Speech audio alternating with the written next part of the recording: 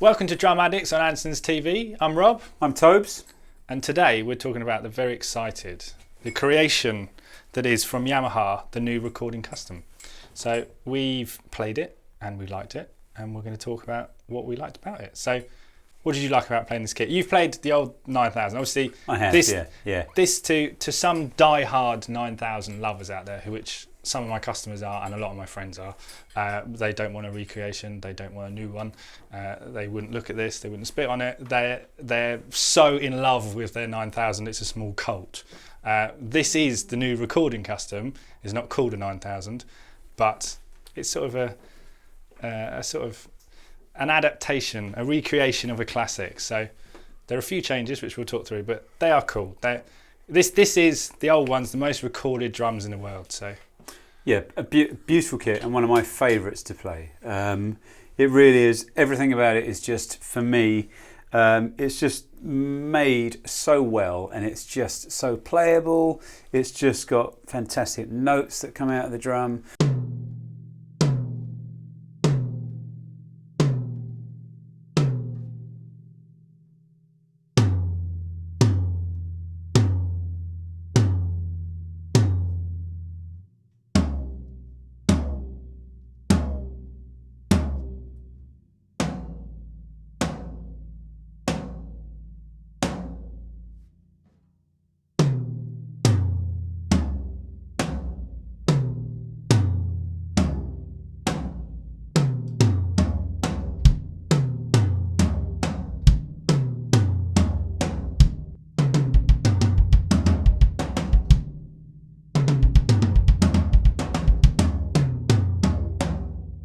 I was talking earlier about a friend of mine. I was joking when we were setting up today and doing the recording. A friend of mine, I think these kits stand the test of time in the sense of, as I was saying, a good friend of mine, Pete May, who I dep for on Wicked, was jokingly saying that he has had his 9000 for 32 years and still loves it and won't get rid of it. So for me, again, it's just tried and tested, loved kit. The classic GAD colour here. So they are. It's the classic for me. I grew up a big fan of GAD. It's the classic setup, classic colour, and just beautiful drums. History-wise, though, and the history of Yamaha, I don't know too much with regards to the history of the kit. Okay, so GAD spent 3 years research and development with Yamaha making this kit, but obviously GAD's been playing recording customs for 30 years, so it's not like he'd played them before. These particular ones are all birch, just like the old ones were. These are 6-ply and 6mm, so a little bit thinner shells. They're also all sourced from North American birch. So in the old days when you bought a 9000, some of them built in the UK, some of them built sort of when the premier buy-over was happening. Some of them were built in China and some of them bought in America. So they were just sort of mashed together with whichever birch they could find, where these are all sourced from the same timber mill. So they're all consistent and they're going to last just as good as the old ones. Other differences, these have got 30-degree bearing edges rather than 45, so they've gone for a sort of rounder edge, but they sound great.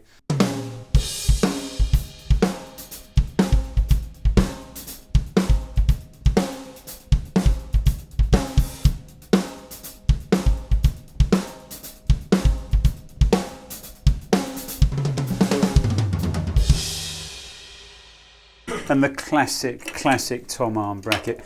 Everything for me, what I love about this is how simple everything is. Even the bass drum legs and someone was putting up earlier. It's just the classic Yamaha finish. Fit straight in, memory glock. Yeah, memory glock. It's just so simple and so effective. But every single bit of this drum's been sort of redesigned and purposely is like that. So you've got chunkier lugs. So they're actually a thicker die cast and actually a slightly wider lug.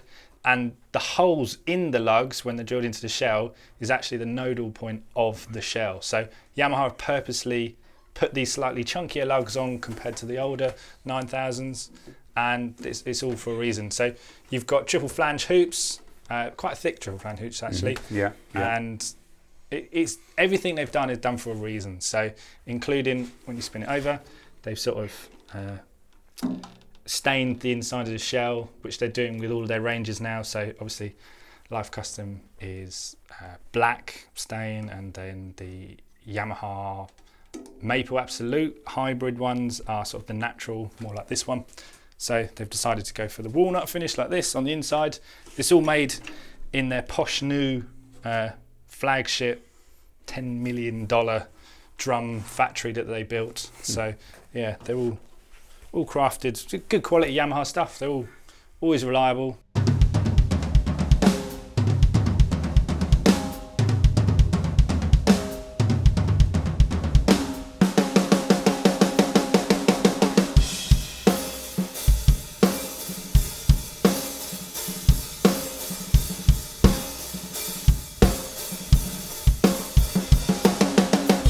These are the 4 colours they come in. So you said earlier you quite like that colour. I love that, and I always remember, well, these 3 for me are the classic colours that I kind of grew up with. Am I right in thinking that was the Weckel many years ago? Sort of the walnut red. Yeah. Some people would say they've gone quite conservative, and some people call them boring. My favourite colour is the outrageous one. We've got the whole kit in this colour, and it comes with really nice natural wood hoops for the bass drum. And yeah, it really works. To me, I love this colour. It's just different. It's different to the other kits I own. I actually own a black kit, so I've already got the classic colour. So to me, out of the 4, I'd pick this one. That was the one that when you got it out of the box, you were drawn to that one. So striking. I think it's just how iconic they've become over the years. I just look and think Weckel, Gadd, Chambers. So I just kind of that is it though. The number of players and the number of records that these drums are or have been on is phenomenal. The history that Yamaha have created. Oh yeah. Going with this. So in the kit when I ordered this one was the classic 2 up 2 down in the Gadd sizes, but Gadd actually uses a 20-inch bass drum. So the biggest improvement, not that the old one was terrible, but was actually the bass drum. So Gadd used to use a maple bass drum with the rest of the birch toms. He is now using the Recording Custom bass drum, and he's so happy with it. He's using a 20. And the 20 come with little like stubby risers, so the pedal is striking, the beat is striking the drum in the middle. So, and I think this is probably the only sort of kit range that I've used in every working environment over all the years, whether it's theatre, studios, ships, pop tours, and so on. It has always been one of the kits that has just been in every working environment I've ever sort of been in. And it's also quite inspiring. I remember when I was a kid, I actually borrowed one of my teachers' old 9000s, and you kind of you sort of remember the first time you played a 9000. Everyone, it's like playing an export. Everyone's done it. It's sort of you just remember the first time, don't you? Mm-hmm. And Absolutely. I've recorded with them and I've played live with them. I've always loved playing the Recording Customs. They're great drums. So.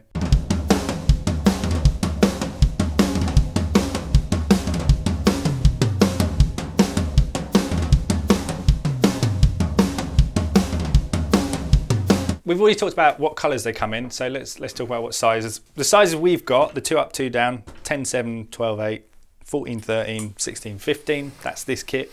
What you can do is if you really do love your 9000 and you want to get a new one to put next to your old one because you love them that much, Yamaha have sort of recreated the Power Tom. So they don't make it in any other range, and they're going to make it for this range. How amazing.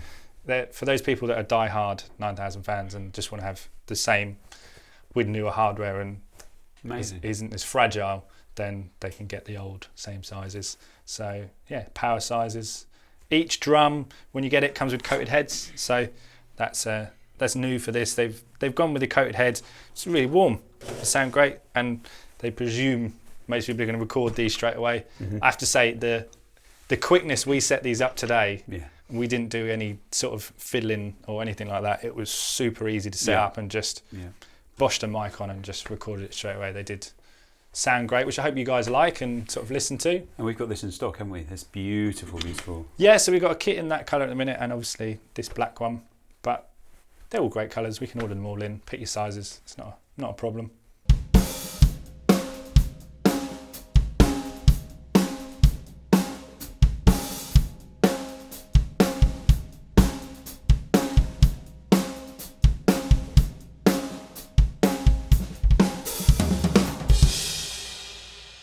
Thank you for watching Drum Addicts on Andertons TV. I was Rob. I'm Tobes. and we'll see you next time.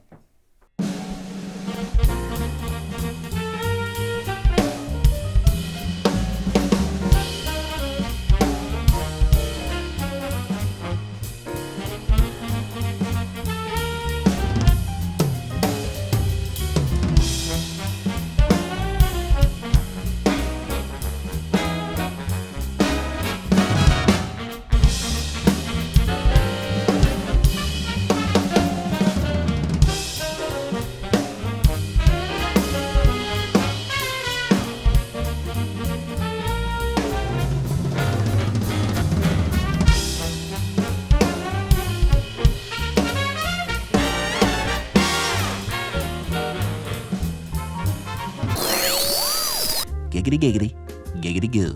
Stick around.